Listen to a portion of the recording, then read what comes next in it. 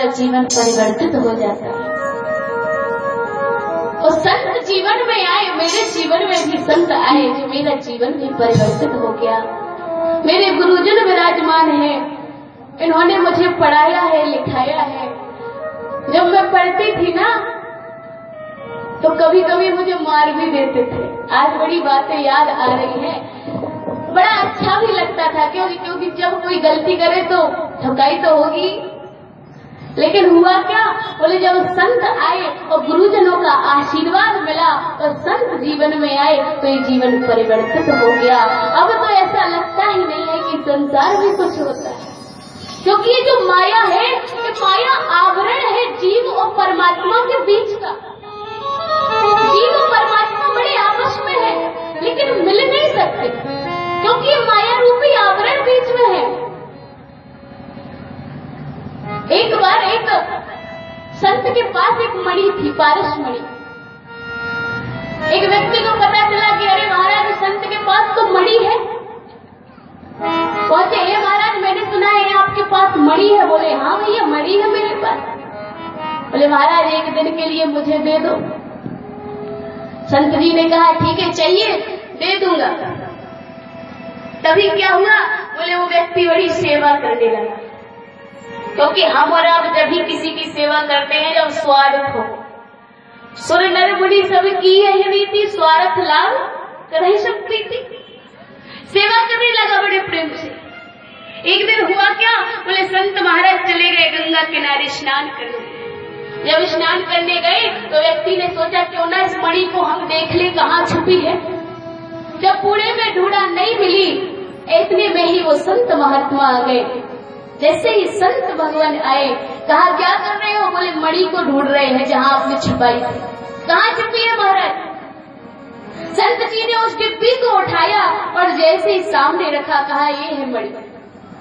बोले अच्छा, इस डिब्बी में मणि है, ये तो लोहे की है और अंदर मणि है, तो ये भी सोने की हो जानी चाहिए थी। ये लोहे की डिब्बी है, इसके अंदर मणि, मैं नहीं मान सकता कि असली मणि है। संत ने कहा अच्छा, खोल के देखे। बोले हाँ। जैसे ही उस डिब्बी को खोला, जैसे ही देखा तो उसमें एक आवरण था, कपड़ा लगा हुआ था। जब बीच में आवरण था तो कहने लगे संत भगवान कि अरे भैया, इस डिब्बी लोहे की और इस मणि में बीच में आवरण है, इसीलिए इसका स्पर्श इससे नहीं हुआ और ये सोने की नहीं हुई। इसी प्रकार हम और परमात्मा के बीच में, जीव और परमात्मा के बीच में माया रूपी आवरण है। इस माया के कारण ही जीव परमात्मा से मिल नहीं सकता, मिल नहीं पाता। जब सुंदर सा फल दिया, संत भगवान ने कहा जाओ अपनी पत्नी को खिला देना। जैसे पत्नी को दिया, पत्नी सोचने लगी अगर फल खा लिया, मैं गर्भवती हो गई तो बड़ी मुश्किल होगी। अगर घर में आग लगी तो भाग भी नहीं पाऊंगी। बुरा बुरा विचार करने लगी, कहा इस फल को मैं नहीं खाऊंगी। गाय को जाकर के उस फल को खिला दिया और अपनी बहन से कहा अरे बहन, तेरे यहाँ तो खाने वाले बहुत हैं लेकिन खिलाने वाला कोई नहीं है, और मेरे यहाँ खाने वाला कोई नहीं है। अब तुम्हारा जो पुत्र होगा मुझे दे देना, उसके बदले में बहुत सा धन दे दूंगी। ऐसे ही किया, उसकी बहन ने उसे पुत्र दिया। बहुत दिनों बाद फिर 3 महीने बाद गाय के भी सुंदर एक पुत्र हुआ जिसका नाम था गोकर्ण, जिसके कान थे गाय जैसे और शरीर था मनुष्य जैसा, इसलिए उसका नाम पड़ा गोकर्ण जी। और जो बहन से पुत्र लिया था उसका नाम है धुंधकारी। अब पंडित जी तो सोच रहे थे हम अपने पुत्र का नाम, मेरा आत्मदेव है तो पुत्र का परमात्मदेव रख दे। लेकिन धुंधली ने कहा अरे जी ऐसे कैसे रख लोगी, मैंने 9 महीने अपनी कोख में रखा है तो नाम भी मिलता जुलता रखेंगे। मेरा नाम धुंधली है तो पुत्र का नाम धुंधकारी होगा। आत्मदेव जी ने कहा ठीक है दे, क्योंकि घर में इन्हीं की चलती है।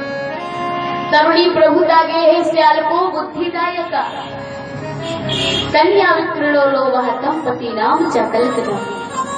घर में माताओं की बड़ी चलती है, वो होनी भी चाहिए, क्योंकि अगर मैं माताओं की बुराई करूंगी तो ये कल से मुझे भोजन नहीं देंगी।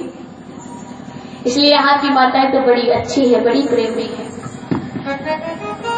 जब धुंधकारी बड़ा हुआ, उसके जीवन में ऐसी घटनाएं होने लगी कि वो न कभी सत्संग करे, न भगवान के चरणों में उसका प्रेम है, न भगवान का नाम ले, केवल एक ही काम करे, क्या बोले, चोरी करता है, डकैती डालता है। तो जब ये काम करने लगा, अपने घर से सारा धन ले जाने लगा, सारा द्रव्य जाकर के धूप कीड़ा में हार कर आ जाता, जब कुछ नहीं बचता। इधर आत्मदेव जी कहने लगे, अरे पुत्र, तूने मेरे स्वर्ग जैसे घर को नरक का अड्डा बना दिया है। कितना अच्छा घर था मेरा, मंदिर था, इस घर में ऐसा लगता था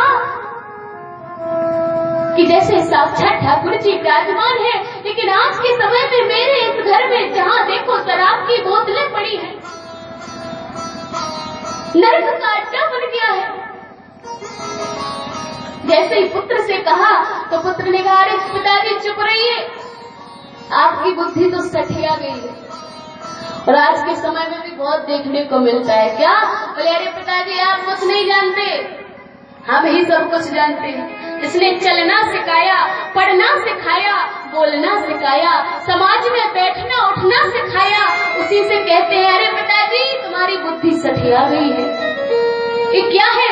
बोले, आज का वातावरण का ये प्रभाव है, आज के समय का प्रभाव है। क्योंकि जो व्यक्ति सत्संग को छोड़कर कुसंग में चला जाता है, तो कुसंग में उसकी ऐसी ही दुर्दशा हो जाती है। अगर व्यक्ति को जीवन में सत्संग मिल जाए तो उसका जीवन सुधर जाता है। अगर वही व्यक्ति को कुसंग मिल जाए तो उसका जीवन नरक बन जाता है। सठ सुध रही